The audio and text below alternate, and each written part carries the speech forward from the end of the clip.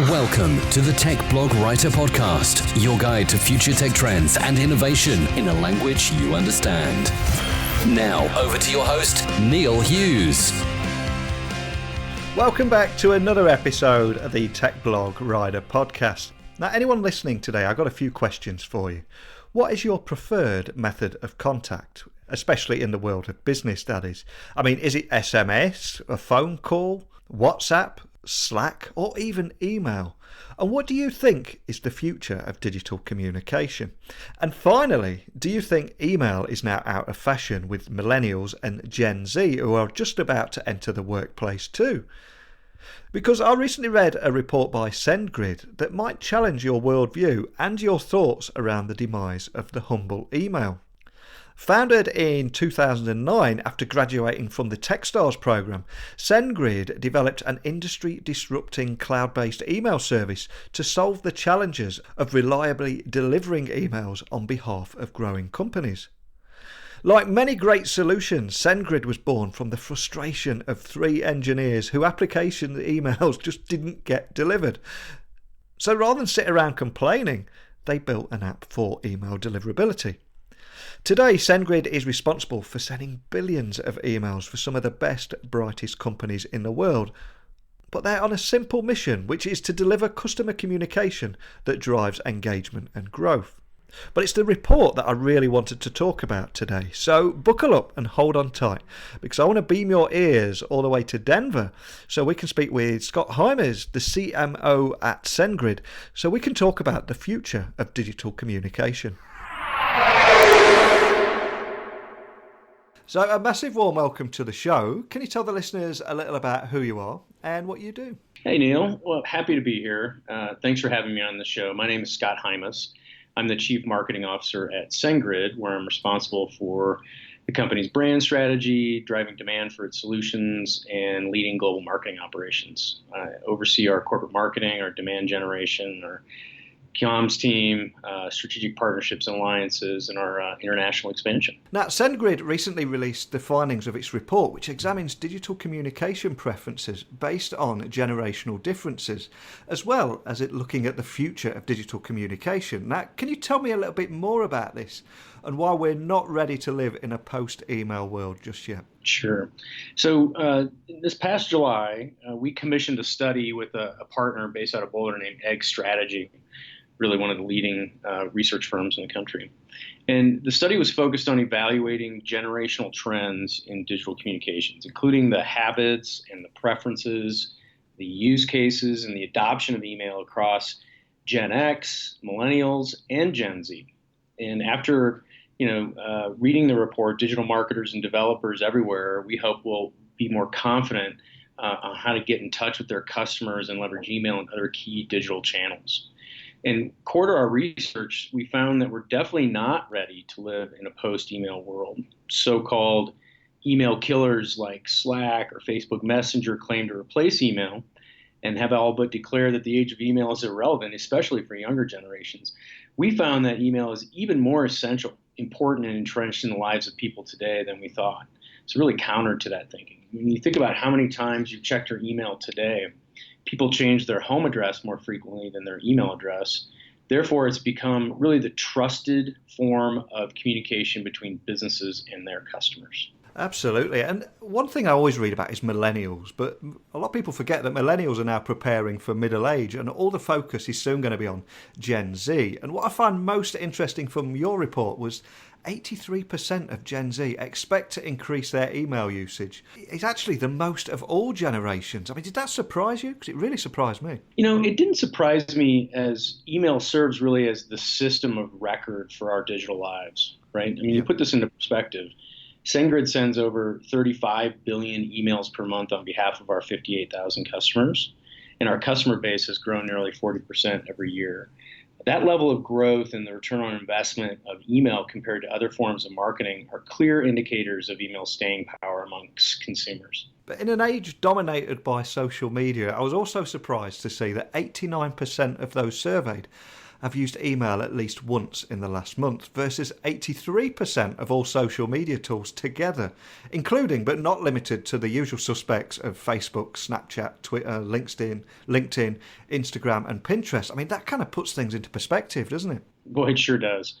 At SendGrid, we know how powerful email is as a trusted form of communication. In fact, the median return on investment for email marketing is nearly 5 times greater than for social media marketing. That's fascinating. And also, qualitative and quantitative research showed that I think it was 11 personality traits of users of Twitter, Instagram, Snapchat, all have very distinct personality traits, while email was much smaller in terms of those personality traits. So I guess that implies that email can be defined by a single personality trait or lifestyle. But can you expand on that?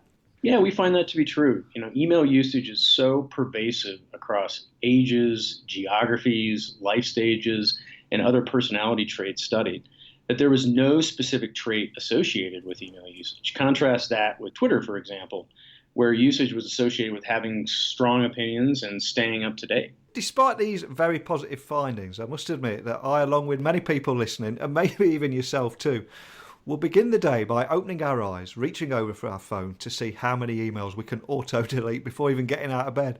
I mean, how do you tackle that mindset of users at SendGrid? Well, SendGrid is focused on delivering wanted email. Yeah. 20% of wanted emails don't reach the inbox, and we help make sure that they get there. And people do want email. In fact, nearly 50% of consumers say they have purchased from websites after seeing a marketing email. So looking at all the findings in that report, what are the biggest takeaways for you? We found that email is so essential, important, and entrenched in the lives of people today that it's nearly impossible to imagine life without it. And over the next few years, Gen Z expects to increase their email usage the most of all generations. In fact, there is an overwhelming preference for email over all other communication forms when it comes to business-to-consumer interactions. We found that email is the channel where business is done, from interactions inside a company to interactions between businesses and consumers to interactions between businesses themselves. And all personality types use email, meaning it's nearly universal in its channel nature. That isn't the case with other communications like social media tools, for example. And lastly, email is the staple form of communication today, regardless of age or lifestyle. But how do you see that communication method of email evolving over the next 18 months? And also, I suppose more importantly, how can companies better leverage the email without being too intrusive, spammy, or even just generic to make sure that they're actually opened in the inbox? Yeah, that's a great question. In terms of evolution of the channel, we see machine learning and interactive email campaigns as meaningful trends right now. They ensure that consumers are getting relevant, timely, secure, engaging, customized email campaigns. And in terms of advice to leverage the email channel without being negatively impacting your reputation, my advice is to ensure that emails are not intrusive or spammy. And that means personalizing the best emails are emails that provide value to your customers directly. To test and test again. If you're not A/B testing your subject lines, your content, your messaging to identify the highest level of conversion, you're wasting the power of the email channel. Make sure that the opt-in is clear and allow your customers to determine how much or how little email they want, typically through a preference center inside your application. And make the unsubscribe button easy to navigate. It's an important element for maintaining a list of engaged users who really want your email, to enable people that don't to unsubscribe. And then lastly, counsel our customers to really avoid buying email lists. They're riddled with spam traps, and it really only increases your chances of negatively impacting your reputation as a sender. I like how you mentioned there that emails are going to need to be more personalised. And I think you're so true in what you're saying there. Users are getting more sophisticated now as well. So when they receive that so-called personalised email with, I don't know, "Hey Neil" at the top in a completely different font to the rest of the email, people are quite aware of that, aren't they now, where they probably didn't used to be? No, I think that's absolutely true. Your personalization has to be genuine and not false, Yeah. or too obvious, because it actually has the potential to be a turnoff as opposed to a benefit. Now, as we get towards the end of 2017 and start looking towards the next year of opportunity, what will be your biggest focus at SendGrid in the new year and for the next 18 months looking forward? Sure. Well, here at SendGrid, we're focused on expanding and improving our marketing solutions, continuing to grow internationally and looking at opportunities there, and continue expanding our partner channel, particularly our digital agency sort of reseller channel. A huge thanks for coming on today. But before I do let you go, can you point the listeners in the right direction of your website, social channels, and also how they can reach out and contact a member of your team if they have any additional questions about anything we've spoken about today? You bet. Our website is www.sendgrid.com. We're on @SendGrid on all the social media channels. And if anybody wants to contact us directly for questions, just go to sendgrid.com/contact. There's only one other question I need to ask you. Can you help direct me into the mythical island of Inbox Zero? Does it exist? Not that I'm aware of, but you keep searching for it, see if you can find it along the way, and then let us all know. Yeah, that's a whole other episode right there. But in all seriousness, a big thank you for coming on and sharing these insights today. I think they're incredibly valuable. So thank you. Thanks for your time, Neil. It's great to be here.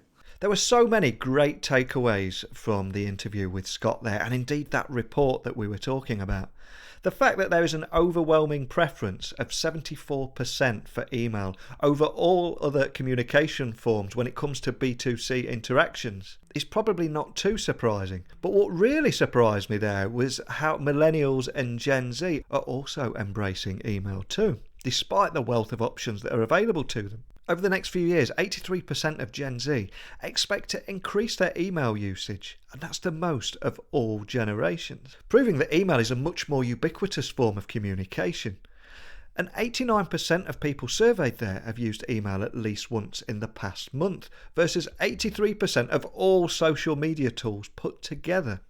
And also, the other thing that we mentioned there was the 11 personality traits of users across all those platforms, whereas email is not defined by any personality trait or lifestyle at all. So it offers that one-size-fits-all approach.